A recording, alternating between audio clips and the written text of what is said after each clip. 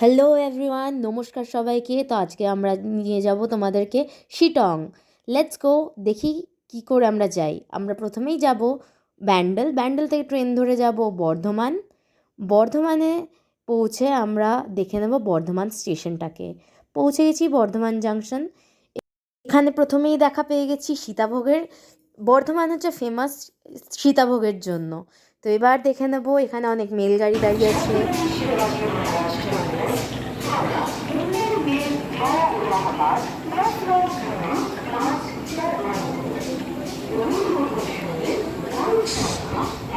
শুনতেই পাচ্ছ স্টেশনের অ্যানাউন্সমেন্ট। আশা করছি তোমাদের খুব ভালো লাগছে। আমাদের এই ভিডিওটা ভালো লাগলে প্লিজ লাইক করো, শেয়ার করো আর কমেন্টে জানিও তোমাদের কেমন লাগছে। সাবস্ক্রাইব করতে ভুলো না। যদি সাবস্ক্রাইব না করো, আমাদের আপকামিং ভিডিওসগুলো তোমাদের কাছে নোটিফিকেশন যাবে না। আর বেল আইকনটা ক্লিক করতে প্লিজ ভুলো না।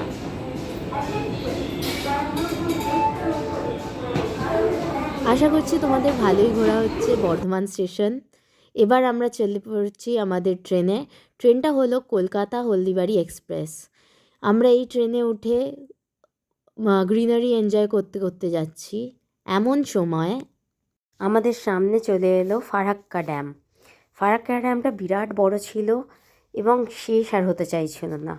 যেদিকে তাকাই সেদিকে শুধু সবুজ রঙের জল দেখতে পাই। জলটা খুবই সুন্দর লাগছিল। আর ট্রেনটা তখন খুব সুন্দরভাবে এগিয়ে যাচ্ছিল ওই ড্যামটার পাশ দিয়ে। আমরা ট্রেনে বসে বসে জানলার ধারে তাকিয়ে এটাই অনুভব করতে খুব ভাল লাগছিল। আশা করি তোমাদেরও খুব ভাল লাগলো। দেখতে দেখতে ড্যামটা শেষ। সারা রাত কাটিয়ে আমরা চলে এসেছি পরের দিন সকালবেলা। আমরা এবার যাচ্ছি আমাদের ডেস্টিনেশন শিটংয়ে। শিটং একটু আউটস্কার্টসে আছে। আমাদেরকে এখান থেকে গাড়ি নিয়ে মোটামুটি 4 ঘন্টা লাগবে পৌঁছোতে। আমরা রওনা দিয়েছিলাম 8:40, সকাল 8:40-এ। আর আমরা শিটং পৌঁছেছিলাম অ্যারাউন্ড 12:15 নাগাদ। তো ওরকমই টাইম লাগবে। সিনারি খুব সুন্দর। তোমরা পুরো ইয়েটা প্লিজ ঘুমিয়ে যেও না। তোমরা সিনিক বিউটি দেখতে দেখতে যেও। প্রচুর পাহাড় দেখতে পাবে। কখন নিচ থেকে পাহাড়ের ওপরে পৌঁছে যাবে তোমরা নিজেরাই বুঝতে পারবে না। যেদিকে তাকাবো সেই দিকেই শুধু মেঘ আর আকাশ আর প্রচুর গ্রিনারি। এত গ্রিনারি দেখতে তোমাদের যে কী ভাল লাগবে তোমরা নিজেরাও আশা করতে পারো না। আর পাশাপাশি কত ছোট ছোট দোকান, ধাবা, ছোট ছোট অনেক ক্যাফে মতো আছে যেখানে তোমরা অনায়াসে সকালবেলার ব্রেকফাস্টটা করে নিতে পারো। আমরা ওখানে মোমো খেলাম। ওখানকার মোমো একদমই আলাদা। তারপরেই আমরা কখন বুঝতে পারলাম না পৌঁছে গেলাম শিটং পাইন ফরেস্টে।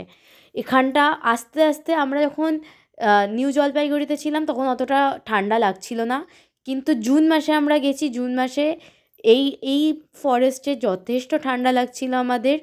একটা বেশ গুম গুম ভাব, মানে এখানের আওয়াজ খালি পাখির ডাক শুনতে পাবে তোমরা, পাখি ছাড়া আর কিচ্ছু নেই। আর কত ধরনের পোকার আওয়াজ, পাখির আওয়াজ। পৌঁছে গেলাম আমাদের ডেস্টিনেশন শিটংয়ে। আমরা একটা হোমস্টেতে ছিলাম। হোমস্টের নাম হচ্ছে কীর্তন কার্তিক। এই হোমস্টেটার ব্যাপারে একটু বলে দিই। এখানে এই হোমস্টেটার অনেক কটা ভাগ আছে। নতুন কিছু পার্ট যেটা একটু নিচের দিকে আছে, আর ওপরের পোর্শন যেটা একটা একদম বাড়ির মতো, যেখানে আমরা লাঞ্চ টাঞ্চ করতে যেতাম। তো এইটা আমাদের হোমস্টের পার্ট না, এটা একটা আলাদা একজনের বাড়ি। কিন্তু আমরা সিঁড়ি দিয়ে নেমে যাব এবার। নেমে গিয়ে ওই যে দেখছো ওই ওইটা হলো আমাদের হোমস্টে। এইটা হচ্ছে ওপরের পার্টটা যেখানে আমরা লাঞ্চ করতে যেতাম। এই যে সিঁড়ি দিয়ে ওপরে উঠে নিচে যত তাকাবো খালি গোলাপ গাছ, ফুল গাছ আর ভর্তি ক্যাবেজ মানে বাঁধাকপির গাছ। এখানে কত ধরনের ফুল গাছ আছে। আর দ্য বেস্ট পার্ট ওয়াজ, আমার মা সব কটা ফুলের নাম জানে।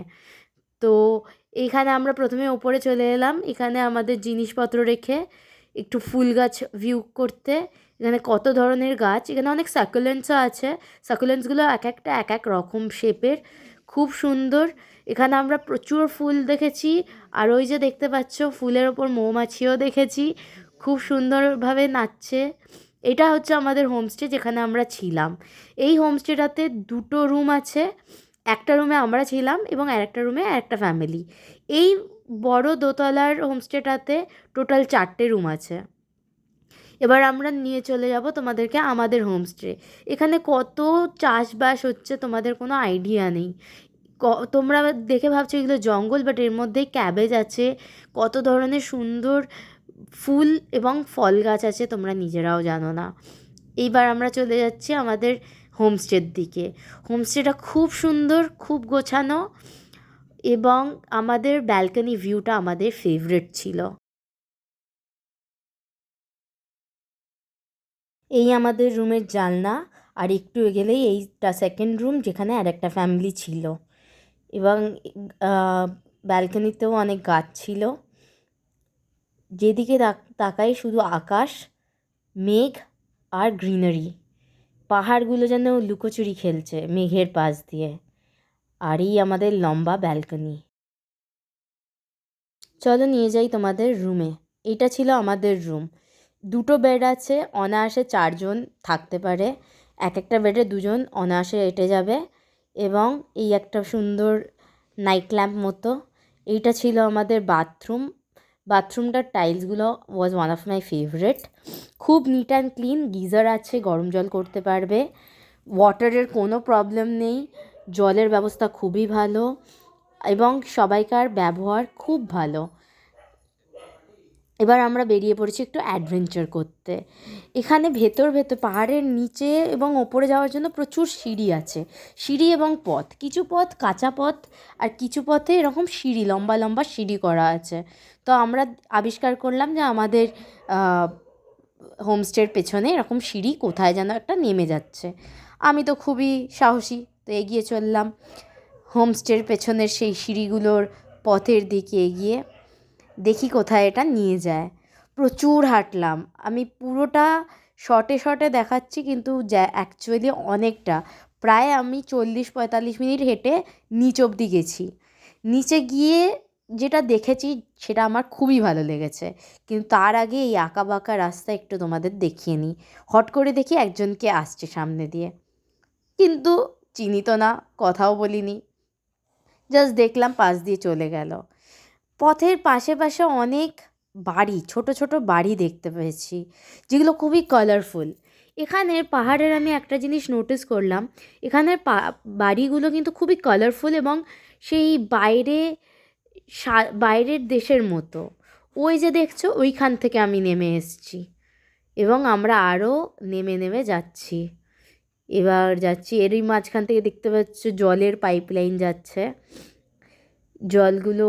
জলের কিন্তু ওই পাহাড়ে কোনো প্রবলেম দেখিনি আমরা এখনও, আমি একদমই হাঁপাইনি। চলো দেখি কোথায় যাই। এই যে এবার দেখে মনে হলো সত্যি এসে আমার সত্যিকারের ভাল লাগছে। এত সুন্দর পতাকা, এই পতাকাগুলো পাহাড়ের, এগুলো বুদ্ধিস্ট মন্ত্র লেখা থাকে এই পতাকাগুলো, এগুলো ওরা টাঙিয়ে রাখে। তো আমরা অনেকটা নিচে গিয়ে আমরা ভাবলাম যে এগুলো কেন টাঙা, এখানে এত নিচে কেন এসে সাজানো। তারপরে আমরা জানতে পারি, একজন ওপরে উঠছিলেন, তিনি বললেন যে তার বাবা মারা যাওয়াতে সেই সেলিব্রেশনের সময় এই পতাকাগুলো টাঙানো হয়েছিল। কেউ মারা গেলে বা কোনো পুজোর সময় এই পতাকাগুলো টাঙানো হয়। তো আমরা চলো আরও এগিয়ে যাই।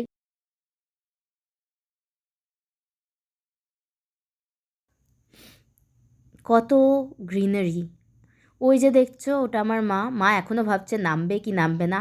আমার বাবা পিছিয়ে আছে, নামছে তো নামছেই।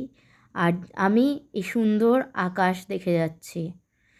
এইখানে দেখেছো কত সুন্দর চাষ করছে এনারা সবাই।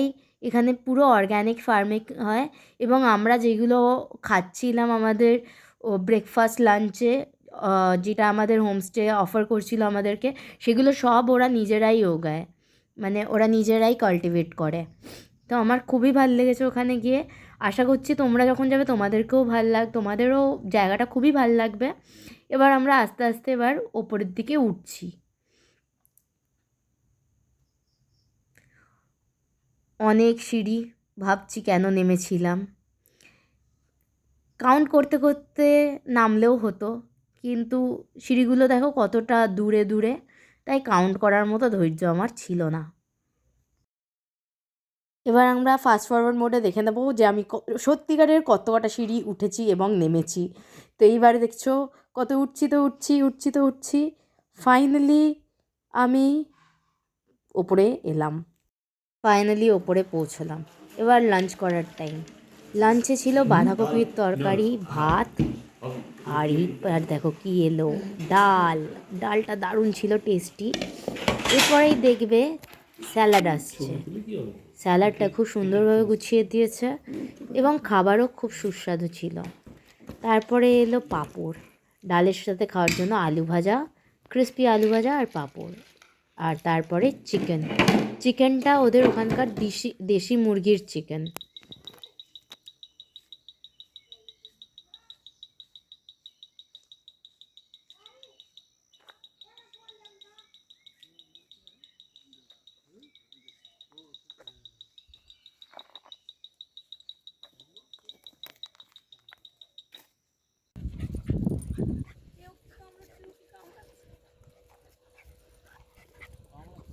আরে খেলছে একটা।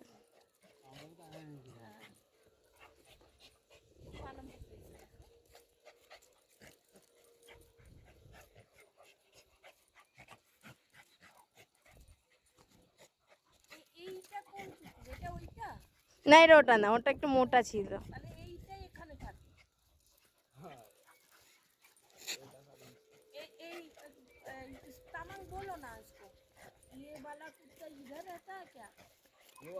इसका ब्रीड क्या है ये काला का? नहीं पता। না ওটা একটু মোটা, এটা রোগা, এটা ব্রাউনিশ, ওটা কালো। ও এইটাতে, হ্যাঁ।